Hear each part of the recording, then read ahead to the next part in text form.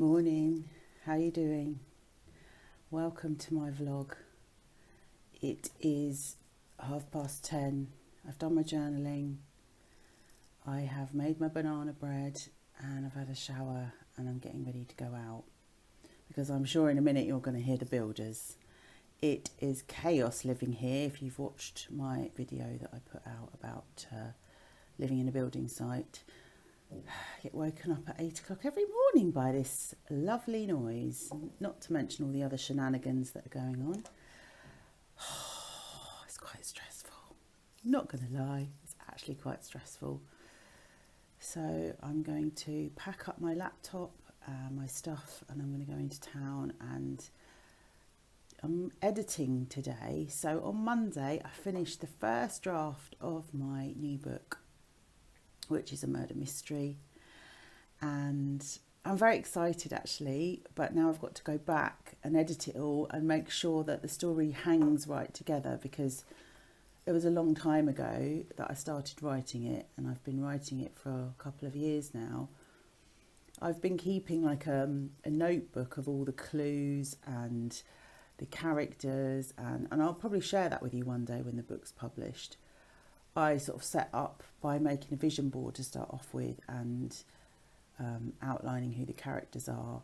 And then I did have an outline for a story, but then as you write books, I find that they take on an energy of their own, which is fascinating. But that's the creative process, isn't it? Yeah, quite tired today.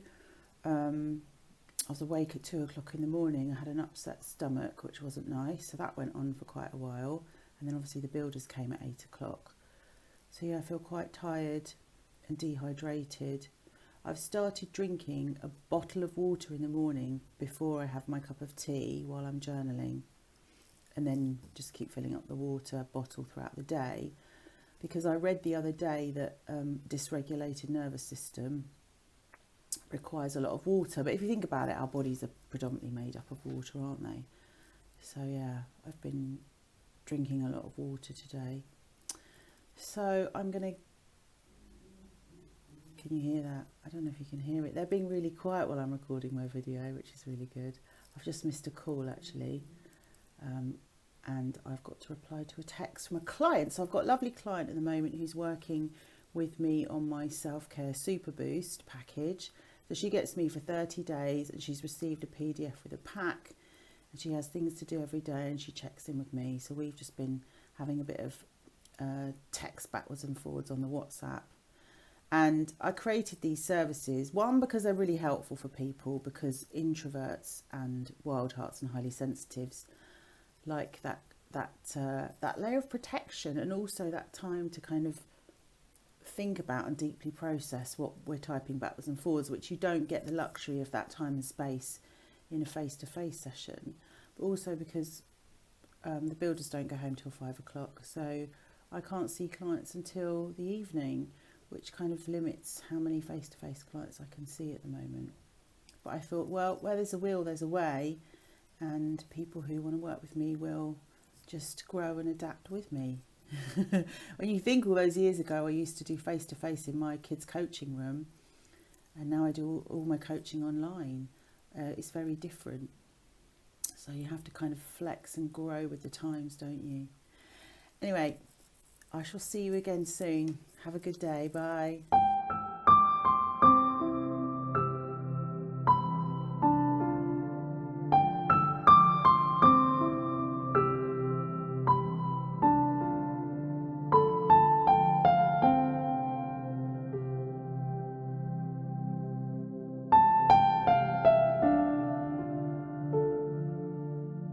So off I trot into town to get me a nice decaf vanilla latte and do my book edits. I hope to get 3 or 4 chapters done today. I'm actually hoping that I'll have the first round of edits done by the end of the weekend. That's my plan. When I was pulling cards this morning, when I was journaling, I got the self-employment card, which says there are fabulous opportunities around your business at the moment, but I'm not really feeling that. I've got to go to the job centre later, and I've signed on, so I don't know why they still want to see me, because I earn too much money. I earn too much money to get any benefits from the council. I've never ever claimed benefits in my life. I've always worked. I've not even claimed for disability benefit for my CPTSD. But too much. I earn too much to get benefits, but actually I earn half the money that I need to pay my bills and mortgage. But if you've got a mortgage, you're screwed. They're not interested in helping you. So that's how effed up this country is that we live in, and it really, really gets on my nerves. So that's my little grumpy rant for today. Seemingly, if you're hardworking, you've paid into the system all your life, and you're very committed, you're entitled to F all. Yeah, great. Anyway, I will go and get set up in the coffee shop. I've got my favourite coffee shop that I like to work in, and I'll see you in there. I've just received an email from the council saying they're so sorry about all the things that are going on in our flat, and they've told the builders not to do X, Y and Z, and they've said they're sorry. And I'm like, oh my God, they've said they're sorry like for the last year and they're still doing it. So where are the consequences? This country, honestly, it's just so ridiculous the way it's set up. It's ridiculous. And I think, just to add, as a trauma survivor, we find it really hard to ask for help. So when you reach out and ask for help, and you're just met with closed doors at every opportunity. And I think that self-employment card that I got this morning was actually saying to me, get on and make your own way in the world. Don't worry about the system. Don't rely on anything. You just keep doing what you're doing and make your own way in the world, because actually all of that stuff isn't in alignment with your values anyway, is it? No.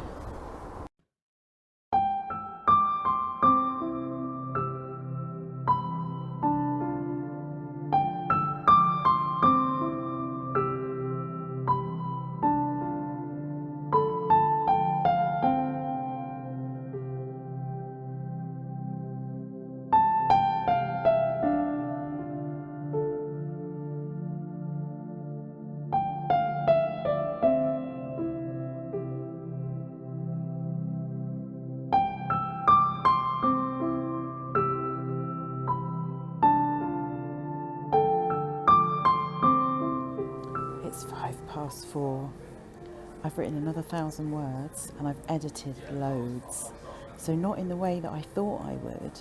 What I did was I went to the end chapter where the big murder reveal happened. And then I was sort of picking up on all the nuggets. It's sort of like breadcrumbs that follow you back to the clues. So you're almost like doing it backwards. I did write the ending very early on. And then you just kind of go back and fill in the blanks, if that makes sense. It's a very different process to how I wrote my first book. My first book was coming from the voice of my inner child, so that just poured out of me onto the page, and I obviously knew that story inside out. It's almost if it had been waiting to be born.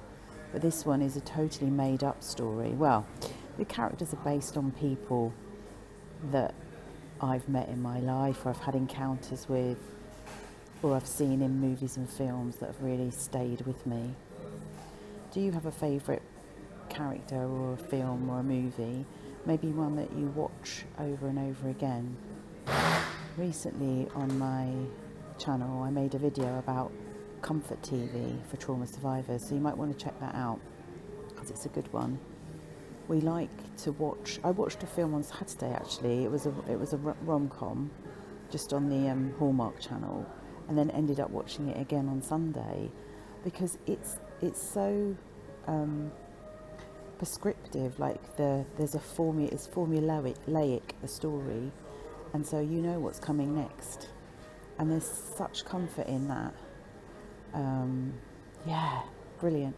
So I'm so pleased with what I've done today. I'm just going to finish my hot chocolate and then I'm going to make my way back up to home, because by the time I get there, hopefully the builders will have gone and I can make myself some supper.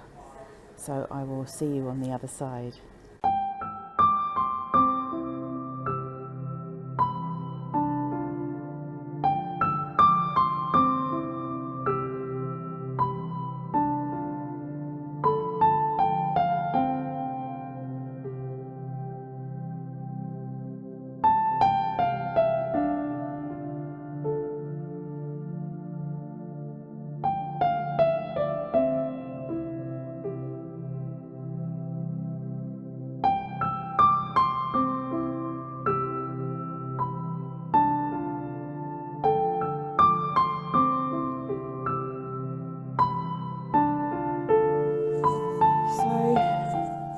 Normally about this time of day, if I'm going to have an emotional flashback, I will have one. It's normally when it gets darker, actually. So it's still quite light, even though the sky's really grey. And it looks like it might rain at any point, doesn't it? Bit grim. So for those of you that don't have CPTSD, an emotional flashback is when your body is flooded with feelings from the past. So I think when we think about flashbacks, we normally think about soldiers who've been to war or that have that visual component to them, like we see in the films. But actually, that isn't what it's like when you have an emotional one. So your body is flooded with all the feelings of how you used to feel as a child, but without the visual component. So sometimes it can be hard to spot. So for example, when I was working with a client today, coaching a client, she said to me, I sat down and did my journaling with my inner child, and I didn't understand why I felt so sad, because I've got a really nice day planned and I'm actually quite excited about the day ahead.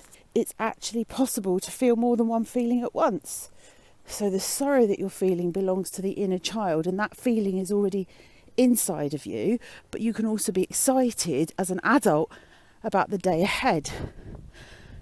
So I made a connection with my 5 o'clock flashbacks, that it sort of came to me intuitively one day when I was sat on the sofa, and I recognised that it's almost like impending doom, like a cloud comes over you and then you start to spiral, and you go from eating your dinner and feeling all right to feeling like, I don't know, hopeless, helpless, feelings of despair, which is what you would have felt as a child because you wouldn't have been able to escape what was going on.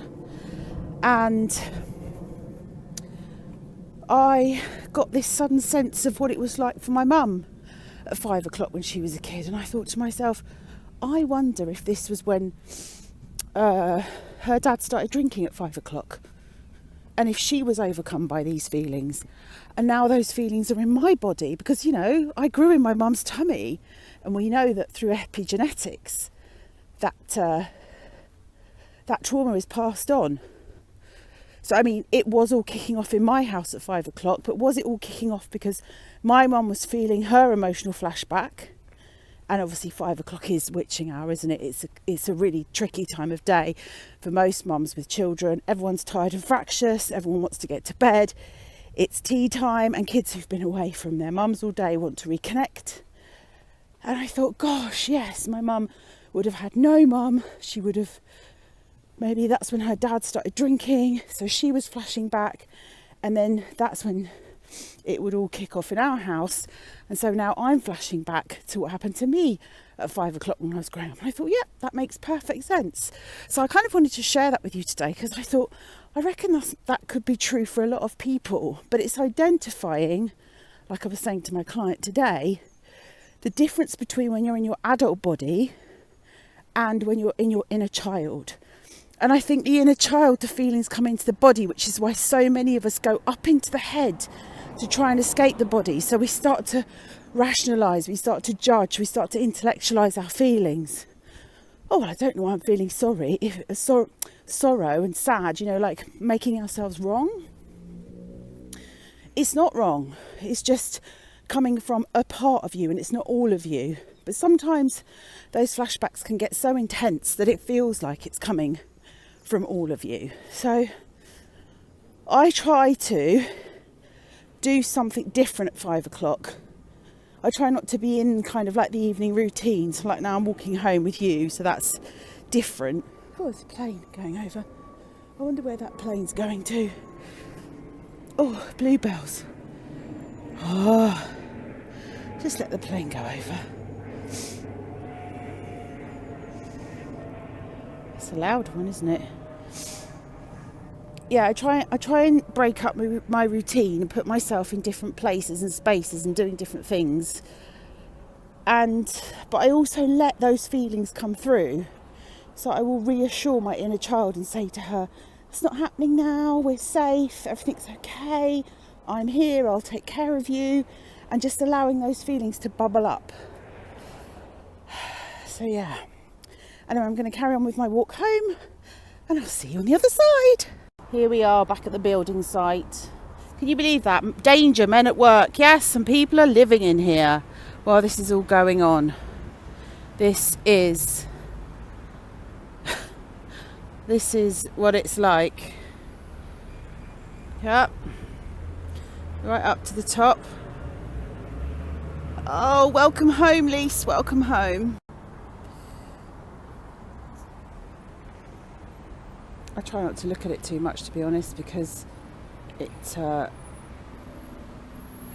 depresses me. All in the name of money.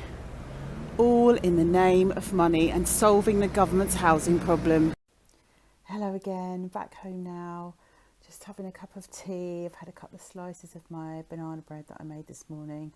I don't fancy any dinner. I still don't feel, my stomach doesn't feel right from last night. So I'm gonna starve that off, whatever that is in there that doesn't feel very good. And I'm just going to enjoy my cup of tea and start to settle in for the night. As I was walking home, I was telling you about what it was like growing up in an emotionally volatile home. So sometimes we refer to those parents as eggshell parents, or emotionally immature parents, or parents that are emotionally dysregulated and don't know how to they don't know how to regulate their own feelings because they haven't been taught and they're full of trauma, but they pass it on. And I wanted to share with you from my journal something that I wrote on a recent creative writing course. So the challenge was to write a memory of stripping something out of your life and what happened as a result. And I want to read to you what I've written because it really connects into those feelings and what you're left with as a child that grew up in a home like that. And I'm hoping that it will resonate with you. Just pop that down there a minute.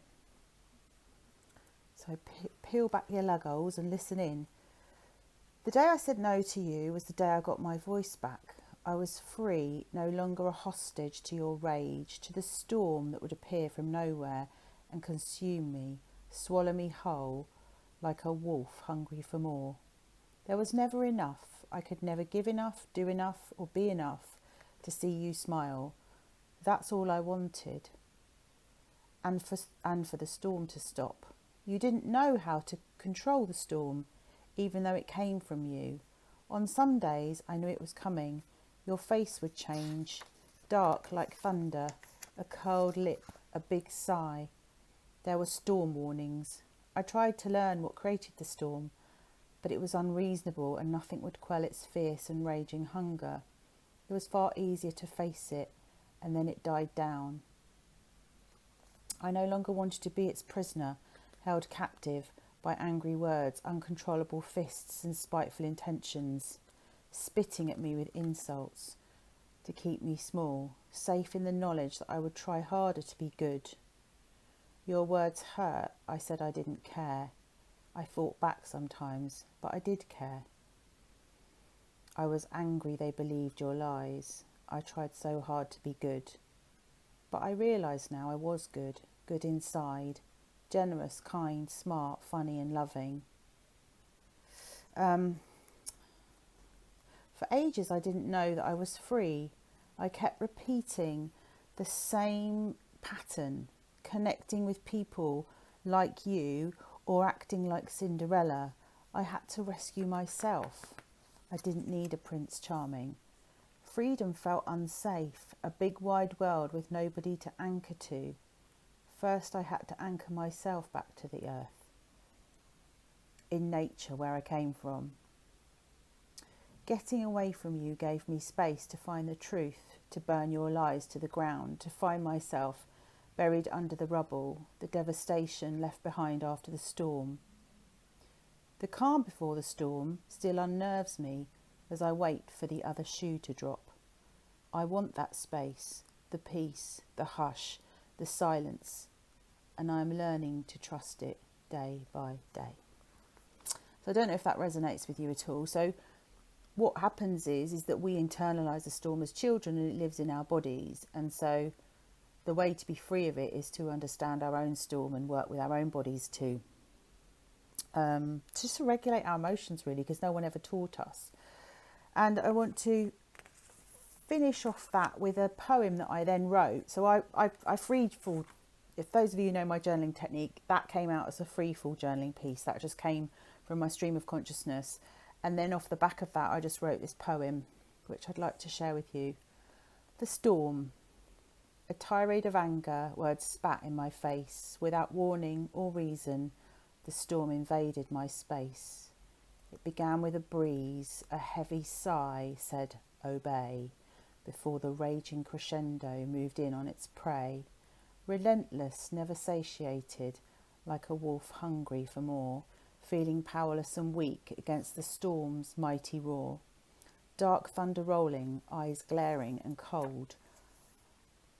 It stole innocence, no mercy, the fury took hold. Unhinged, uninvited, it forced its way in. Bitter hatred, cruel intentions felt entitled to win. Tempestuous chaos, uncontrollable blasts of unspoken heartbreak locked inside from the past. Fearless and frenzied, destroying all in its path, Mother Earth could not save the prisoners of the storm's wrath. A robin redbreast clings on to a breaking branch, afraid to spread its wings, it was his only chance. In the eye of the storm, unpredictable and wild, you won't ever hear the pleas of a terrified child, praying for peace, not trusting the silence. It's over, clouds parting. Frozen hearts are bereft. That last bit doesn't rhyme, but that's what came through. So that's my poem. And so my heart goes out to you today if you are the adult child of someone that grew up in a house like that. And I want you to know that the way that impacts you as an adult is that you might well be still walking around on eggshells with other people, thinking that your actions, your thoughts, your feelings, will upset people, or you worry about upsetting people, you worry about what other people think. But it's not true. That's conditioning, and it's your inner child that believes that. So it's separating out the inner child from the adult. I don't know if that makes sense, but if you want to ask me about that and you've got any questions about growing up in a house like that, well, first of all, I suggest that you read my book, Stuck Between Two Worlds, which talks about that. You can get that on Amazon. And second of all, I would encourage you to explore your inner world and not be afraid of your own storm. In fact, to heal from that trauma that I talked about, I needed to get in touch with my storm and be connected to my righteous anger so that I could stand up for myself.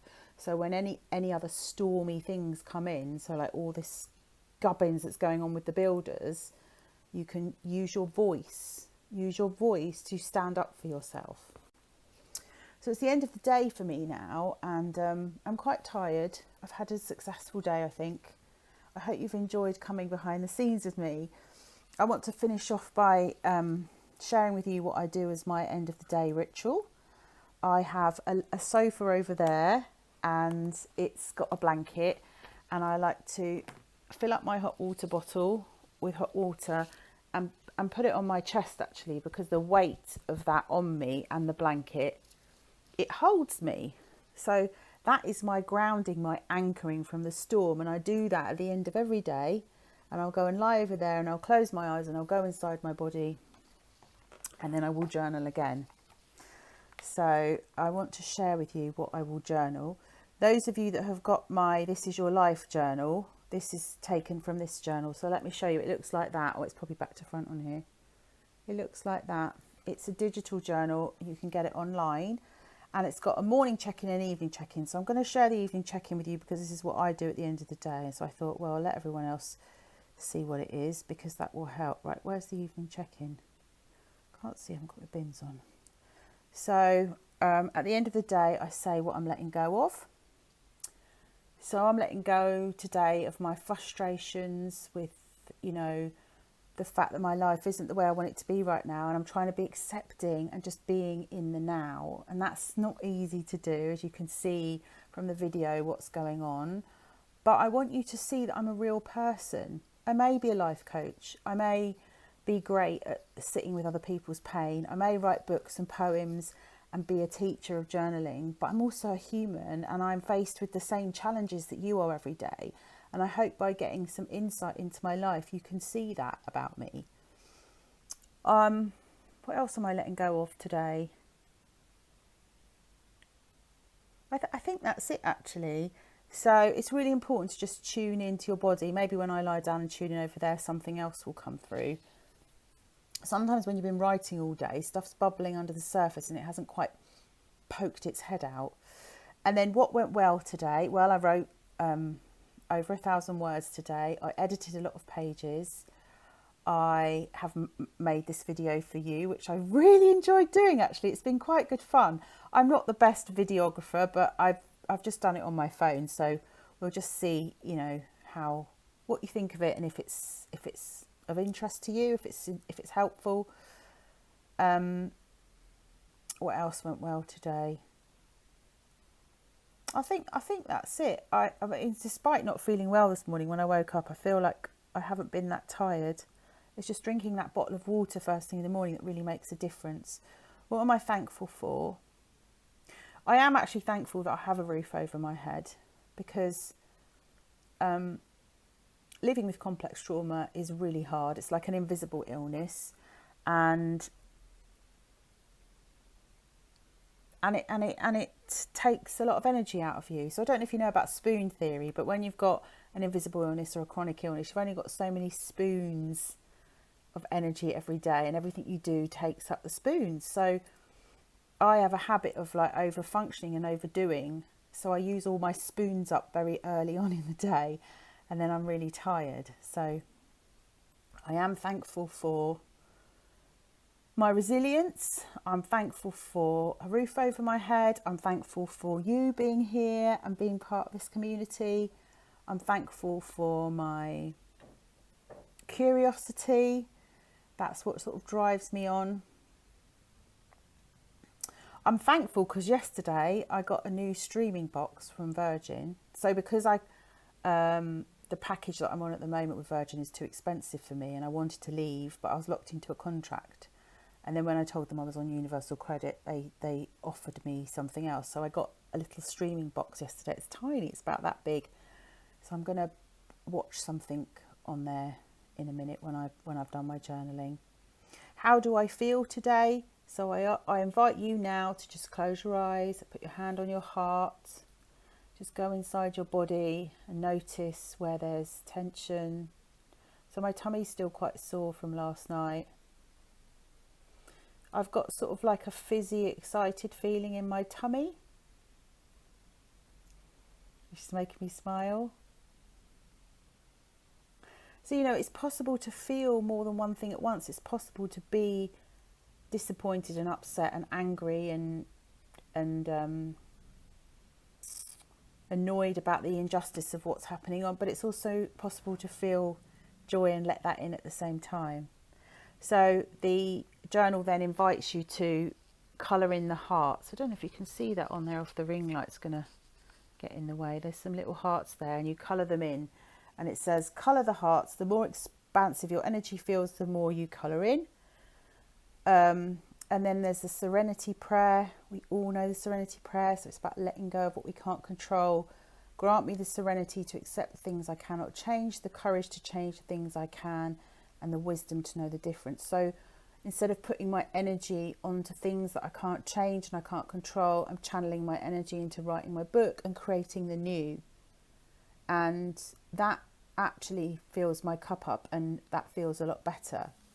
What do I truly desire? What I truly desire is to create a sanctuary for highly sensitive people to come together.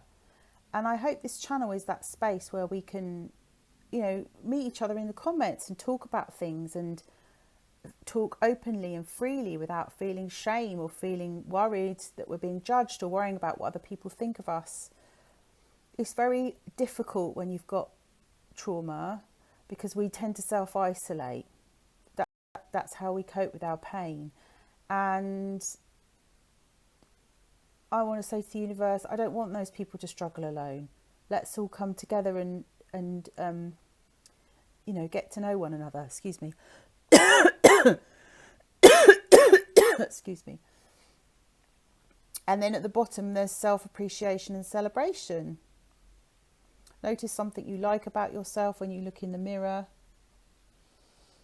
And acknowledge what you've done well, where you've made effort, praise yourself and feel proud. This builds self-trust and self-worth. So I often do that for my inner child who gets down on herself really easily. So I'll say to her, you did really good today. This was hard today and we dealt with that. And this was a bit tricky and we navigated that. And now we can down tools, get our hot water bottle and have a little rest because we've finished work now and we can relax and rest. So yes, that is the end of my day. So I shall poodle off now and go and get on with the rest with my journaling, and I will chill out and relax for the rest of the evening. I hope you've had a lovely day. It's been really nice hanging out with you today, and if you like this video, please give it a like, and I would love to meet more of you. So write in the comments below if things that I've said, anything I've said today resonates with you, because by speaking up and saying, oh, that resonates with you, then the next person that reads the comments and watches the video will go, oh, it's not just me that feels like that. It just creates a feeling of validation and togetherness and not separateness, which I feel there is so much separateness in the world right now, so much separateness. Social media, as wonderful it is that I can connect with you like this.